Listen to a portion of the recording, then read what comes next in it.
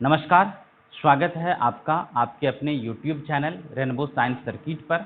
आज हम लोग क्लास 10th के जीव विज्ञान के पहले अध्याय जैव प्रक्रम लाइफ प्रोसेस को पढ़ने जा रहे हैं।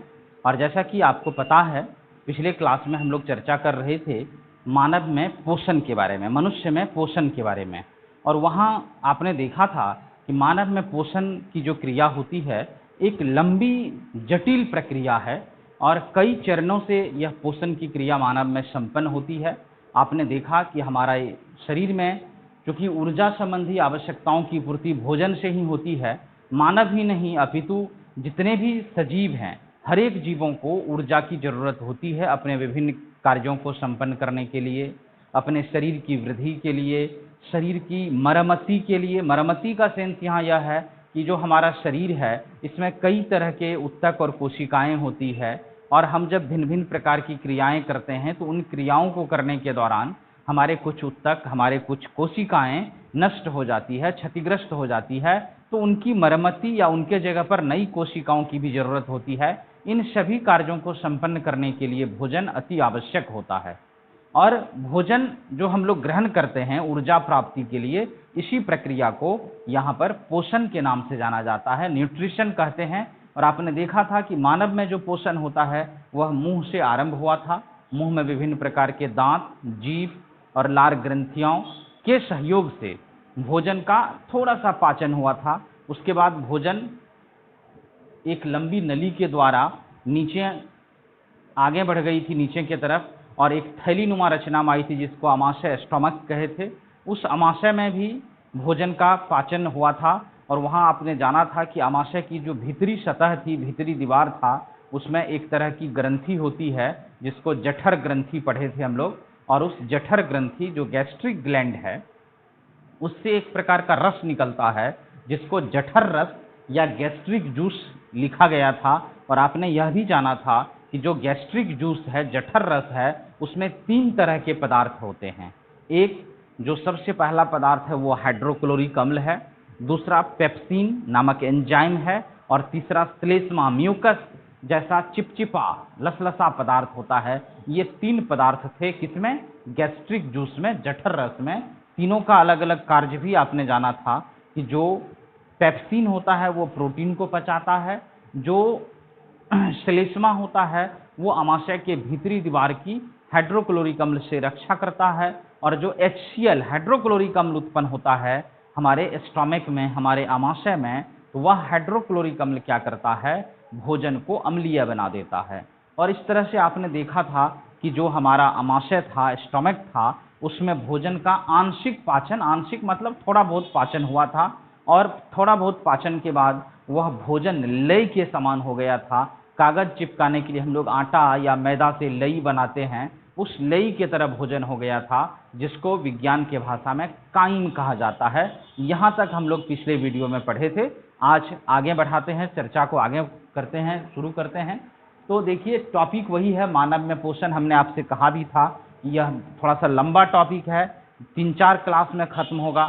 तो इससे पिछले 2 पार्ट को हम लोग पढ़े थे, आज शायद इसका मानव में पोषण का ये तीसरा पार्ट है, और उम्मीद है कि एक और पार्ट होगा तब जाकर के मानव में पोषण समाप्त होगा।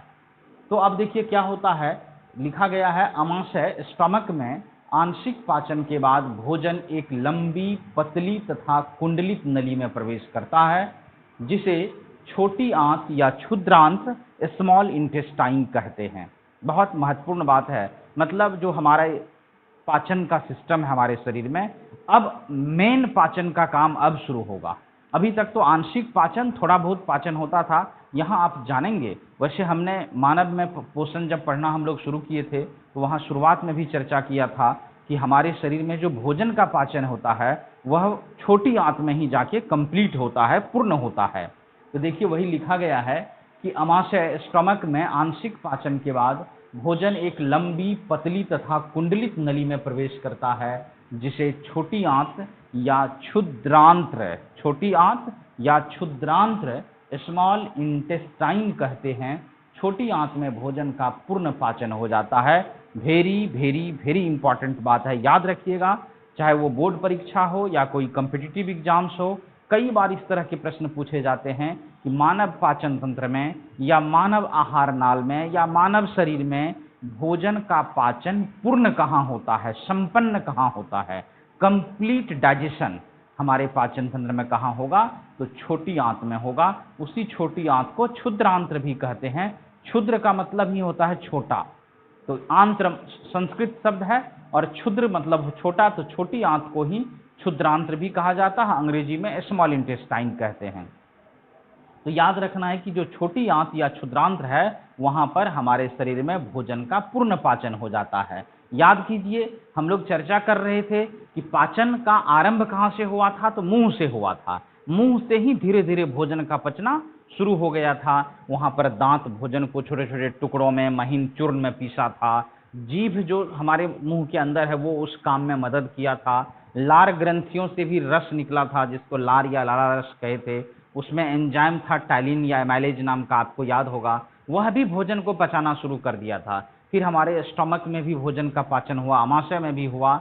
लेकिन पूर्ण पाचन जहां कंप्लीट डाइजेशन की बात आएगी तो याद रखिएगा कि हमारे शरीर में भोजन का जो पूर्ण पाचन होता है वह छोटी आंत में होता है, क्षुद्रांत्र में होता है। अब आगे देखिए क्या है, यह मानव पाचन तंत्र या आहार नाल का सबसे लंबा भाग होता है। यह भी बहुत इंपॉर्टेंट है। हम लोगों ने चर्चा किया था कि जो हमारे शरीर का जो पाचन तंत्र है, जो डाइजेस्टिव सिस्टम है, वह मुंह से शुरू होता है और मल द्वार पर जाकर समाप्त होता है। मल द्वार मतलब जहां से हम लोग मल का त्याग करते हैं।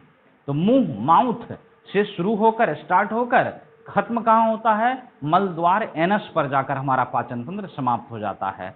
तो मुंह से लेकर के मल द्वार तक हमारा पाचन तंत्र नली की तरह रहता है सब जगह, और नली की तरह रहने के कारण ही, और उस नली से क्या गुजरता है, भोजन गुजरता है, आहार गुजरता है। आहार मतलब क्या, भोजन, फूड। तो इसलिए इस हमारा जो पाचन तंत्र है इसका स्पेशल नाम दे दिया गया आहार नाल, एलिमेंट्री कैनाल। मानव में पोषण का जो पहला वीडियो होगा उसमें चर्चा किया गया था इस पर। तो जो हमारा पाचन तंत्र है या आहार नाल है, एक तो वह बहुत लंबा है, लेकिन उसका जो सबसे लंबा पार्ट है वह कौन है, छोटी आंत है या क्षुद्रांत्र है, स्मॉल इंटेस्टाइन है। याद रखिएगा कि मानव पाचन तंत्र या मानव के आहार नाल का सबसे लंबा अंग, सबसे लंबा भाग कौन होगा, छोटी आंत है। कहने के लिए नाम छोटी आंत है, लेकिन यह हमारे पाचन तंत्र का सबसे लंबा भाग है, ध्यान रखना है इस बात का। विभिन्न जंतुओं में इसकी लंबाई भोजन के अनुसार अलग अलग होती है। घास खाने वाले शाकाहारी जीवों में छोटी आंत की लंबाई अधिक होती है क्योंकि सेल्यूलोज का पाचन जटिल होता है। अब ध्यान से सुनेंगे इस बात को, ये तो छोटी आंत की बात हुई कि यह काफी लंबा भाग है हमारे शरीर का, लेकिन ऐसा नहीं है कि सभी जंतुओं में छोटी आंत की लंबाई एक जैसी होती है। जो कुछ अलग अलग जंतु हैं, एनिमल्स हैं, सबके भोजन की जो आवश्यकता है, जो पूर्ति है, वो अलग अलग तरीके से होती है। कोई जंतु केवल घास खा के रहते हैं, कोई पौधे के उत्पादों को खाते हैं, कुछ जंतु है जो कीड़े मकोड़े खाकर रहते हैं, कुछ जंतु है दूसरे जंतुओं के मांस को खाते हैं।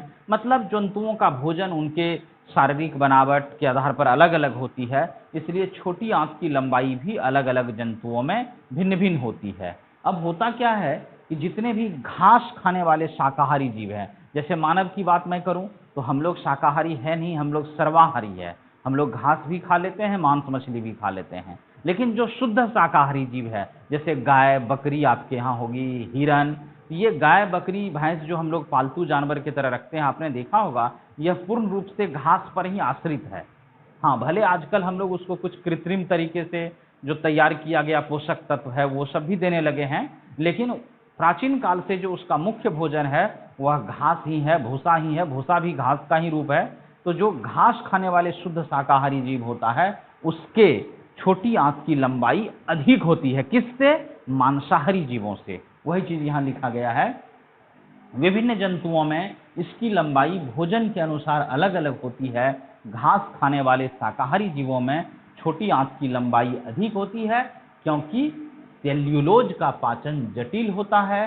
बाघ जैसे मांसाहारी जीवों में छोटी आंत की लंबाई कम होती है क्योंकि मांस का पाचन सरल है, आसान है। मांस का पाचन सरल होता है, यही बात है। अब देखिए, दैनिक जीवन में तो यही लगता होगा कि अगर कभी आपने मांस खा लिया होगा तो हो सकता है उसको पचने में बहुत ज़्यादा समय लगा होगा, लेकिन उसके पीछे कारण है कि मांस जो हम लोग जनरली खाते हैं उसमें क्या होता है, तेल और मसालों का बहुत ज़्यादा उपयोग होता है, जिसके कारण उसको पचने में समय लग जाता है। लेकिन बाघ जैसे जो मांसाहारी जीव है वो तेल मसाले के साथ तो मांस खाता नहीं है, दूसरे जंतुओं को मारकर या दूसरे जंतुओं का जो मांस मिलता है उसको वो कच्चा मांस ही खा जाता है। तो मांस का पाचन जल्दी हो जाता है, आसानी से हो जाता है, जबकि उसके तुलना में अगर केवल घास खाया जाए तो आपको याद होगा घास क्या है, पौधा है।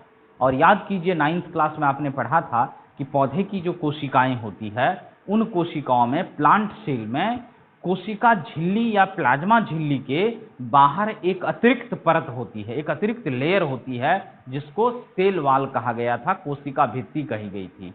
और उस सेल वॉल का निर्माण होता है किससे?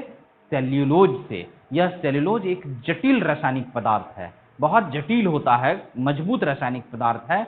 इसलिए जो घास होता है, जो केवल जीव घास खाते हैं, वैसे जीवों में छोटी आंत की लंबाई बड़ी होती है, क्योंकि उसको पचाने में अधिक समय लगता है। तो अधिक लंबी आंत होती है तो धीरे धीरे उस आंत में भोजन आगे बढ़ते जाता है, उसका पाचन होते जाता है। आप गौर करेंगे एक बात को कि मुंह से पाचन शुरू हुआ था, भोजन कहीं रुकता नहीं है।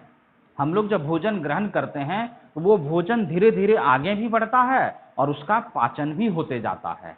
तो उसी तरह से याद रखना है कि जितने भी घास खाने वाले शाकाहारी जीव होंगे उनकी छोटी आंत की लंबाई अधिक होगी।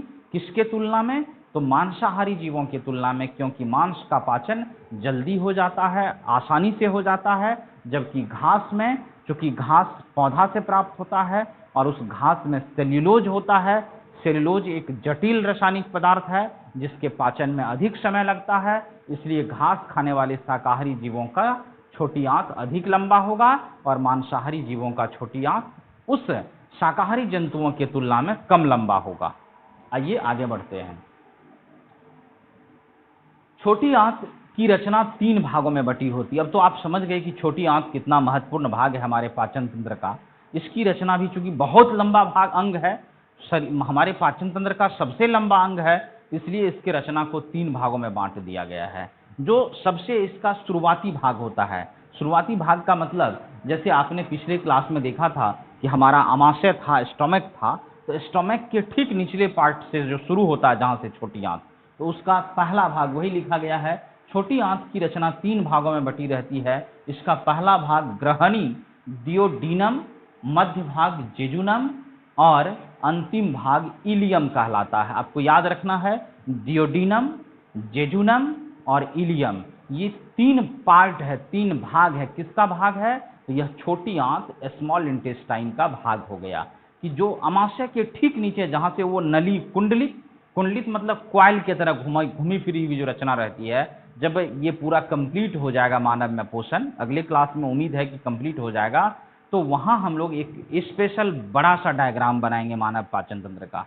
और मैं एक बार पुनः शुरू से रिव्यू करूंगा पूरे इस टॉपिक का, मानव में पाचन का, मनुष्य में पोषण का, तो निश्चित रूप से तब आपको और अच्छे तरीके से इस टॉपिक को आप समझ पाएंगे। अभी तत्काल जो भी चीज़ें लिखाई जाती है, जहाँ जो इंजाइम्स का नाम लिखाया गया, किस अंग का क्या कार्य है, तो उसको आप थोड़ा थोड़ा स्मरण करते रहिए, पढ़ते रहिए, तो समझने में बहुत आसान हो जाएगा। बहुत सरल है, क्योंकि हमारे शरीर के बारे में जानना है। हमने शुरू में ही कहा था कि अभी तक हम लोग निर्जीव वस्तुओं को पढ़ते थे, लेकिन यहाँ जीव विज्ञान में सजीवों के बारे में पढ़ते हैं। उसमें भी जब अपने शरीर की बात हो तो कई तरीके से यह फायदेमंद है हमारे लिए कि कम से कम हम अपने शरीर को जानें, हम अपने शरीर की क्रियाओं को समझें। तो यह काफ़ी रोचक टॉपिक है, इसलिए ध्यान से आप लोग सिलसिलेवार, सिस्टमेटिक ढंग से अगर आप पढ़ते हैं तो निश्चित रूप से यह काफ़ी आसान हो जाएगा आपके लिए। तो हम लोग चर्चा कर रहे थे कि जो छोटी आंत है, चूंकि यह हमारे पाचन तंत्र का सबसे लंबा भाग है, इसलिए इसकी रचना को 3 भागों में बांट दिया गया है। जो पार्ट स्टमक, अमाशय से जुड़ा रहता है, शुरुआती भाग जो ऊपर वाला भाग होता है, उसको हम लोग ग्रहणी या डियोडीनम कहते हैं। बीच वाला भाग जेजुनम कहलाता है और सबसे नीचे वाला भाग इलियम कहलाता है। ऊपर के क्लास में आप और सभी बातें विस्तार से इसके बारे में जानेंगे। अभी तत्काल इतना जानिए कि छोटी आंत लंबी, कुंडलित, लंबी तो होती ही है, कुंडलित मतलब क्वाइल की तरह घूमी फिरी हुई रहती है, और कुंडलित रहने के कारण ही इतनी बड़ी रचना है और छोटे से भाग में ही वो एडजस्ट कर जाता है। सोचिए हमारा स्टोमक के नीचे एकदम छोटा सा भाग होता है, उसी में छोटी आंत है, बड़ी आंत भी उसी में है, लेकिन इतना घुमा फिरा हुआ है, कुंडलित है कि वो छोटे से भाग में एडजस्ट हो जाता है। और वो जितना भी कुंडलित रचना है, सोचिए हर एक से होकर के भोजन धीरे धीरे धीरे धीरे भोजन आगे बढ़ते जाता है और उसका पाचन भी होते जाता है। तो वही लिखा गया, छोटी आंत में भोजन के पूर्ण पाचन हेतु यकृत, लीवर तथा अग्न्याशय पेनक्रियाज की महत्वपूर्ण भूमिका होती है। अब आपको हमने कह दिया कि छोटी आंत ही भोजन को पचाने का सबसे महत्वपूर्ण स्थान है, सबसे महत्वपूर्ण भाग है। तो छोटी आंत में जैसे भोजन आता है, तो भोजन जब धीरे धीरे आगे बढ़ता है, तो यहाँ दो अंग बहुत महत्वपूर्ण है हमारे पाचन तंत्र का, जो भोजन को पचाने में कह सकते हैं सबसे महत्वपूर्ण भूमिका निभाता है। और वो दोनों अंग आपने नाम सुना होगा लीवर का। लीवर के बारे में तो सब आदमी जानते हैं। ये लीवर हमारा अभी भी अगर कोई आदमी किसी विशेष खाद्य पदार्थ को नहीं पचा पाता है, जैसे कोई ऐसा भोजन है जो ठीक से वो आदमी नहीं पचा पाता है, तो हम लोग अपने बोलचाल की भाषा में कह भी देते हैं कि उस आदमी का लीवर कमजोर है। जबकि ऐसी बात नहीं है कि केवल लीवर कमजोर होने से ही ऐसा नहीं होता है कि भोजन नहीं पचता है, अन्य अंगों का भी योगदान है भोजन को पचाने में, लेकिन लीवर सबसे महत्वपूर्ण अंग होता है हमारे भोजन के पाचन के लिए। वही लिखा गया है कि छोटी आंत में भोजन के पूर्ण पाचन हेतु यकृत, लीवर तथा अग्न्याशय पेनक्रियाज की महत्वपूर्ण भूमिका होती है। अब देखिए लीवर के बारे में जानिए। यकृत, लीवर मानव शरीर की सबसे बड़ी ग्रंथि है। अब सोचिए, ये वेरी वेरी वेरी इंपॉर्टेंट बात है कि हमारे शरीर में वैसे तो कई प्रकार की ग्रंथियां हैं, ग्लैंड्स हैं। आप याद कीजिए, हम लोग पढ़े थे हमारे मुंह में भी 3 जोड़ी लार ग्रंथि, वो सब मैंडिबुलर, सब लिंगुअल, जो 3 तरह की लार ग्रंथियां आपने पढ़ा था। तो उस तरह से कई ग्रंथि है शरीर में, ऐसा नहीं कि ये तो पाचन तंत्र की बात हम कर रहे हैं। अन्य भागों में भी अलग अलग तरह की ग्रंथियां होती है, जिससे अलग अलग प्रकार के रस निकलते हैं और उन रसों का हमारे शरीर में अलग अलग कार्य होता है। लेकिन यहाँ जब वो बात करेंगे हम लोग इतने सारी ग्रंथियों की, तो याद रखिएगा जितने भी ग्रंथि हमारे शरीर में है, उनमें सबसे बड़ी ग्रंथि, largest gland of human body अगर हम लोग कहें, तो वो कौन है? लीवर है, यकृत है। तो याद रखिएगा, ऑब्जेक्टिव में कई बार पूछा गया है कि यकृत जो लीवर है हमारे शरीर में, वह मानव शरीर की या हमारे शरीर की सबसे बड़ी ग्रंथि है, लार्जेस्ट ग्लैंड है। वो सबसे बड़ी ग्रंथि कौन होगा? यकृत होगा। अब जब सबसे बड़ी ग्रंथि होगा तो कार्य भी तो कोई अजूबा कार्य होगा। देखिए अब क्या लिखा है, इससे मतलब लीवर से भोजन के पाचन हेतु एक प्रकार का रस निकलता है। अब जो यकृत है, ग्रंथि है, तो उससे कुछ ना कुछ रस निकलेगा, और इस यकृत से जो रस निकलता है उस रस को क्या कहते हैं? पित्त रस कहते हैं। वही लिखा गया है, भोजन के पाचन हेतु एक प्रकार का रस निकलता है जिसे पित्त रस, बाइल जूस कहते हैं। पित्त रस, अंग्रेजी में इसको क्या लिखा गया है? बाइल जूस कहते हैं। यह पित्ताशय, गॉल ब्लैडर नामक थैली में जमा रहता है। यह पित्त रस अमाशय से आने वाले अम्लीय भोजन को क्षारीय बना देता है, साथ ही वसा के बड़ी गोलिकाओं को छोटी छोटी गोलिकाओं में बदलता है। अब आइए इस लीवर के बारे में बात करें। सबसे पहले तो लीवर भोजन को पचाने में बहुत बड़ा मदद करता है। लीवर हमारे शरीर की सबसे बड़ी ग्रंथि है, और लीवर में क्या होता है, इससे एक प्रकार का रस निकलता है। जब ग्रंथि है, ग्लैंड है, तो उससे रस निकलेगा, और लीवर से जो रस निकलता है, तो उस लीवर या यकृत के भीतर ही एक छोटी सी थैली रहती है। उसी थैली में वह रस धीरे धीरे जमा होता है, क्योंकि भोजन हम लोग हमेशा तो करते नहीं हैं, लेकिन लीवर से यह रस हमेशा निकलते रहता है। तो लीवर से जो रस निकलता है, उस रस का नाम है पित्त रस। क्या नाम हो गया उसका? पित्त रस। अंग्रेजी में कहते हैं बाइल जूस। रस को अंग्रेजी में जूस कहा जाता है, तो बाइल जूस कहा जाता है इस पित्त रस को। अब यह पित्त रस जो लीवर में उत्पन्न होता है, बनता है, यह क्या होता है, लीवर के भीतर एक छोटी सी थैलीनुमा रचना होती है, जिसको कहते हैं पित्ताशय। क्योंकि पित्त रस रहता है उस थैली में, इसलिए उसका नाम हो गया पित्ताशय। जैसे कि आपने नाम सुना होगा जलाशय। जलाशय का क्या मतलब? जिसमें जल जमा रहे। उसी तरह से चूंकि पित्त जमा रहती है उस थैली में, इसलिए इस थैली को क्या कहते हैं हम लोग? पित्ताशय कहते हैं। अंग्रेजी में गॉल ब्लैडर कहते हैं। तो उस गॉल ब्लैडर में या पित्ताशय में लीवर में बनने वाला जो अति महत्वपूर्ण रस है, पित्त रस, वह उस पित्ताशय या गॉल ब्लैडर में जमा रहता है। वहां से धीरे धीरे निकल करके छोटी आंत की तरफ आता है और भोजन में मिलते जाता है। अब देखिए इसका कार्य क्या है। यह पित्ताशय गॉल ब्लैडर नामक थैली में जमा रहता है। यह पित्तरस अमाशय से आने वाले अम्लीय भोजन को क्षारीय बना देता है। अब याद कीजिए कि हमारा जो अमाशय था उसमें हाइड्रोक्लोरिक अम्ल उत्पन्न हुआ था, और वह हाइड्रोक्लोरिक अम्ल क्या किया था कि भोजन को अम्लीय बना दिया था। पिछले वीडियो में इस पर विस्तार से चर्चा हुई थी। अब भोजन जो अम्लीय हो गया है, तो फिर उस अम्लीय भोजन को क्षारीय भी बनाना है, क्योंकि आगे कुछ ऐसे ऐसे एंजाइम आएंगे भोजन को पचाने के लिए जो अम्लीय माध्यम रहने पर कार्य ही नहीं करेगा। उसको अम्लीय माध्यम में अगर रख देते, छोड़ देंगे भोजन को, तो वह एंजाइम भोजन पर कोई अभिक्रिया नहीं करेगा, भोजन का पाचन नहीं होगा, वह केवल क्षारीय माध्यम में कार्य करता है। यह जो पित्तरस निकला है लीवर से, यकृत से, यह उस अम्लीय भोजन को अब क्या करेगा, क्षारीय बना देगा। स्टोमक में जाके नहीं करेगा ये काम, याद रखिएगा। स्टोमक अमाशय से भोजन अब निकल चुका है, आपका छोटी आंत में आ चुका है। छोटी आंत में जो अम्लीय भोजन आया है उस भोजन को अब पित्तरस क्या करेगा, क्षारीय बना देगा, ताकि कुछ स्पेशल जो एंजाइम है, कुछ विशेष प्रकार के जो एंजाइम है, वो आसानी से भोजन पर क्रिया करके उसका पाचन संपन्न कर सके। तो एक काम हो गया कि हमारे अमाशय से जो भोजन आया था अम्लीय, उसको क्षारीय बनाता है कौन, पित्तरस। साथ ही वसा के बड़ी गोलिकाओं को छोटी छोटी गोलिकाओं में बदलता है। यह भी एक बहुत महत्वपूर्ण काम है। आपने सुना होगा, शायद अनुभव भी किया होगा, कि वसा का पाचन जो होता है हमारे शरीर में बहुत स्लो होता है। जैसे कभी आप तेल, घी, मक्खन वाले किसी खाद्य पदार्थ को अधिक मात्रा में खा लिए होंगे, तो आपने देखा होगा बहुत देर तक उसको पचने में समय लग गया और बहुत देर तक भूख नहीं लगती है। उसका कारण होता है कि वसा पचने में बहुत हार्ड होता है, उसको पचने में समय लगता है। तो देखिए हमारे पाचन तंत्र में क्या क्या करता है ये पित्तरस, जो वसा के बड़े बड़े अणु होते हैं ना, जो बड़े बड़े टुकड़े होते हैं, उसको तोड़ तोड़ करके छोटे छोटे गोलिकाओं में बदल देता है। अब जब छोटे छोटे गोलिकाओं में बदल दिया, तो आगे जो उसका पाचन होगा तो उसमें क्या होगा, आसानी हो जाएगा। जैसा कि हमने शायद आपसे पीछे कहा भी था कि मुंह में जो भोजन हम लोग डालते हैं, तो भोजन को बहुत अच्छी तरह से चबाना चाहिए। अगर आप भोजन को बहुत अच्छे तरीके से नहीं चबाते हैं, जो दांत का कार्य है, तो सोचिए आगे, अब तो आपने मैकेनिज्म को देखा, सिस्टम को देखा, अगर हमारा दांत ठीक से भोजन को नहीं चबाया, तो उस भोजन को अंतिम में जहां पाचन होगा, कहाँ, छोटी आंत में, तो फिर उस दांत के काम को आंत को करना पड़ेगा। इसलिए कहा जाता है, प्राचीन काल में जब लोग विज्ञान नहीं भी पढ़ते थे, हमारे यहाँ परंपरा है, लोग ऐसी मान्यता है कि भोजन को खूब अच्छी तरह से चबाने के बाद ही निगलना चाहिए।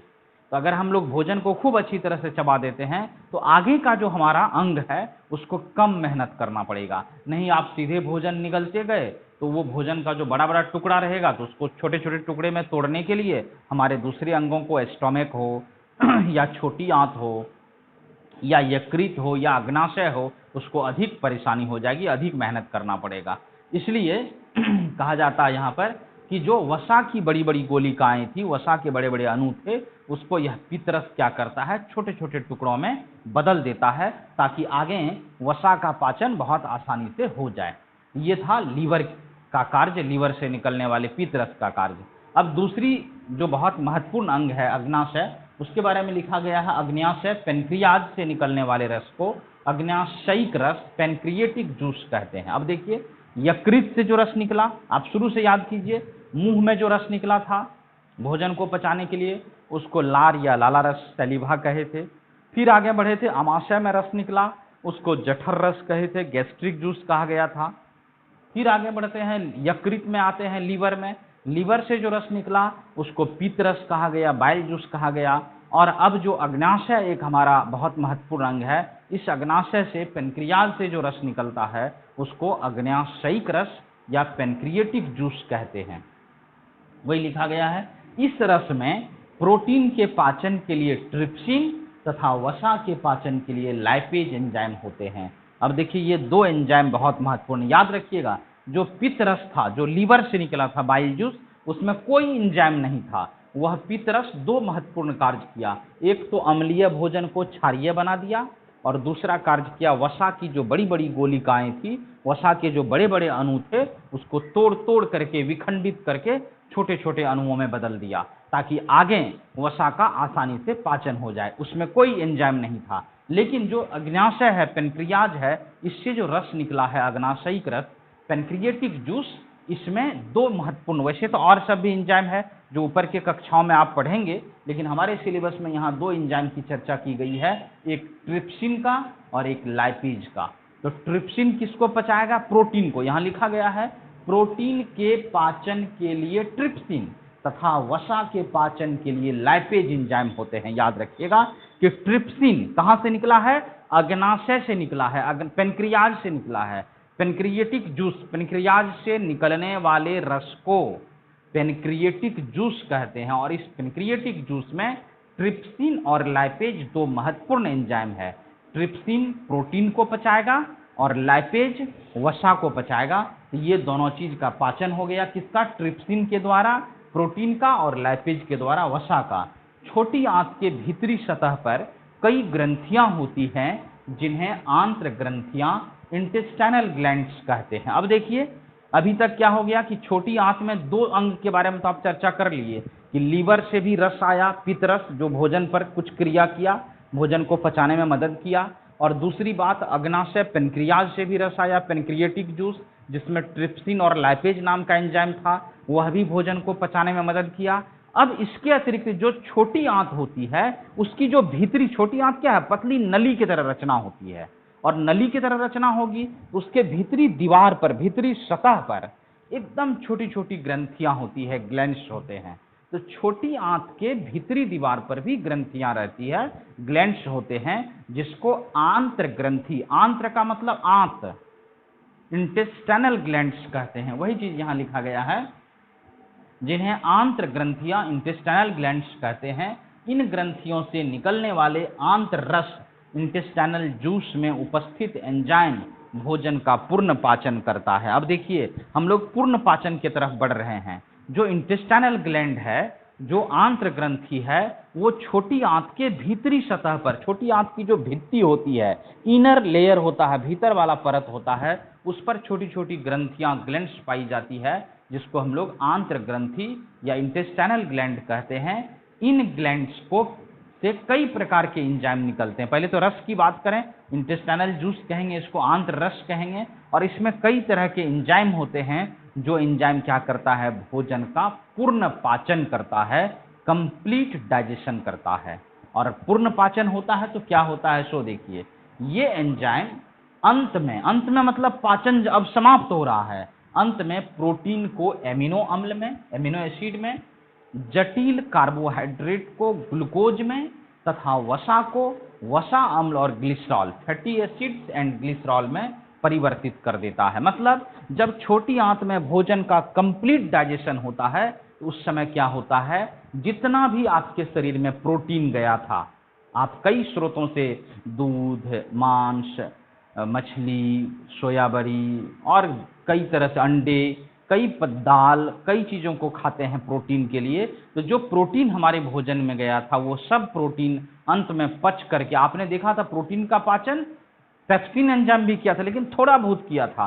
फाइनली वह छोटी आंत में जाकर के प्रोटीन जो है वो पच करके किस में बदल गया? एमिनो एसिड में बदल गया, एमिनो अम्ल में बदल गया। जितना भी कार्बोहाइड्रेट आपने लिया था, चावल, रोटी, आलू, जिस चीज में भी कार्बोहाइड्रेट था, वो सब कार्बोहाइड्रेट बदल करके ग्लूकोज में चला गया, चेंज हो गया। और जितना वसा वाला पदार्थ आपने खाया, तेल, घी, मक्खन, जो भी चीज खाया, चिकनाई वाला पदार्थ, वो सब वसा अम्ल और glycerol, fatty acids and glycerol में बदल गया। अब देखिए, तीन चीज, ग्लूकोज हो गया आपके पास, एमिनो एसिड हो गया, और फैटी एसिड एंड ग्लिसरॉल हो गया। इन तीनों चीज जो पचा हुआ रूप है, जो परिवर्तित रूप है, अब क्या करता है? भोजन तो पूरा पच गया छोटी आंत में, अब छोटी आंत की जो भीतरी सतह होती है, इस पचे हुए भोजन को अवशोषित करता है, और अवशोषित करके शरीर के कोशिकाओं तक पहुंचाता है।